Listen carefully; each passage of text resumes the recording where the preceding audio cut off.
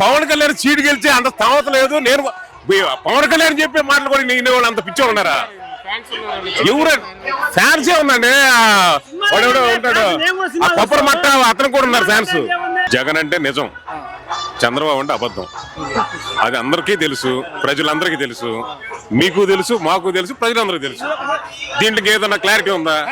ఇదే ప్రజలకి వీటికంటే ఎక్కువ హామీలు ఇస్తున్నాడు కదా చంద్రబాబు గారు. చేస్తా అంటున్నాడు. నేను కూర్చొని చెబుతానండి, నేను ఇక్కడ తీసుకొస్తానంటాను ఎయిర్పోర్ట్ ని. అవన్నీ ఊర మాటలు చెబుతా ఇద్దా, పనులు చేసేవాళ్ళు కావాలా? ఆయన నమ్మండి అని పవన్ కళ్యాణ్ చెప్తున్నాడు కదా.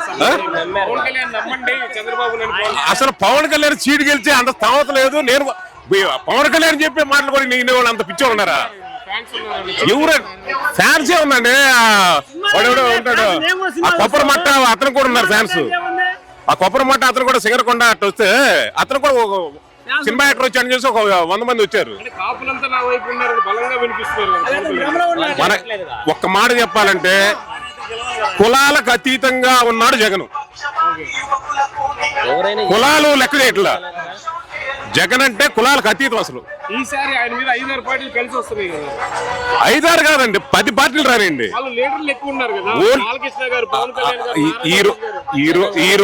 ఈ రోజు ఓటరు ఎమ్మెల్యే ఎవరు, ఎంపీ ఎవరు అనేది కూడా ఆలోచించకుండా ఓన్లీ జగనే కనపడుతున్నారు. అంటే దేనికి కనపడుతున్నారంటే ఆయన చేసే సంక్షేమ పథకాలు అట్లాంటివి. సంక్షేమ పథకాలు అట్లాంటివి ప్రతి ఒక్కరూ ఆ పరిపాలనలో బాగున్నారు. పంటలు కానీ ఒక్క వ్యవసాయం, నేను ఒక్క రైతు వచ్చి నేను పంట వేసి లాస్ పోయిననే చెప్పేటట్టు ఉన్నాయి. ఆయన వచ్చిన కాడి నుంచి ఉందా? పంట నేను వేసి నేను లాస్ పోయాను అని చెప్పే అంత ఒక రైతు కనపడుతున్నాడా?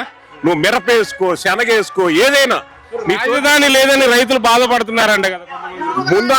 ముందు అన్నానికి లేకపోతే అన్నం చూసుకోవాలి కానీ ఎవడో వచ్చి BMW కారు కొనాలనుకుంటారా? మన ఇంట్లో ముందు భోజనాలు జరగాలి కానీ BMW కారు కొనాలా?